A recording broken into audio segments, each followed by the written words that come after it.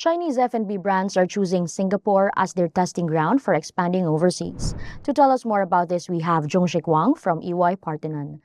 Joongshik, what's happening in Singapore that attracts Chinese companies? As you can, ask the question, more and more Chinese company coming to the Singapore, especially for the last 5 years, we see the much more crowd from the Chinese company. And then one of the first region that we have to, understand that Singapore is the most transparent and a very business environment friendly company, right? So in the country, in the world. So Singapore always provided the easiest way to set up the company, provided the most tax benefit scheme. Also, there are a lot of also government agents helping the companies actually establish their business and they grow the business in the region. So first is all about the Singapore government, transparent, efficient, and the friendly environment. That's the reason why more and more Chinese company coming to the Singapore. Now, how has the Chinese community in Singapore influenced the success of these F&B brands? So one of the reasons coming to the Singapore is actually Singapore itself, 70-80% of the Singapore population are rooted from the Chinese.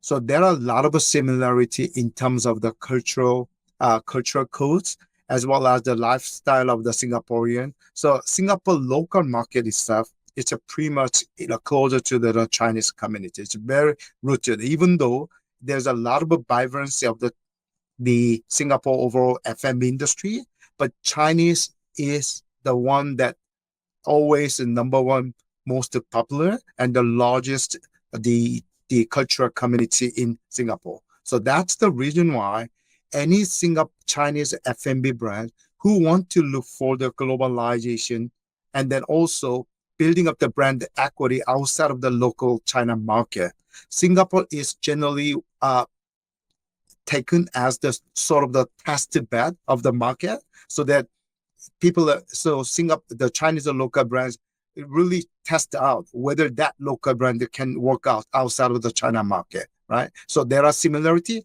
However, Singaporean lifestyle and the expectation on the product, it's always top notch, which means Chinese brand can test out the quality and their brand power in Singapore market, which is called the spillover effect. Because Singapore market Chinese community, if they prefer it, generally it's working out for the broader Chinese community in the region. So there are 700 million population in South Asia. And then one of the biggest cultural code impact is coming from the China. So that's the reason why influence of the Chinese community on Chinese F&B brands in Singapore is quite large. With that, Joongshik, can you elaborate on how Singapore is a gateway to the broader Southeast Asian market? The Singapore is actually the location is pretty much in a logistics hub, also as well as a financial hub. And as I share with you, it's also sort of the cultural hub of the globalization. So Singapore is this hub up and the center of the 700 million population in the market, right? So it's access to the regional market, very strategic location. And then meanwhile, Singapore also leading the economic integration in the region. So there are a lot of the trade treats and the tax benefit, and then Singapore is actually playing the hub role of the economic integration.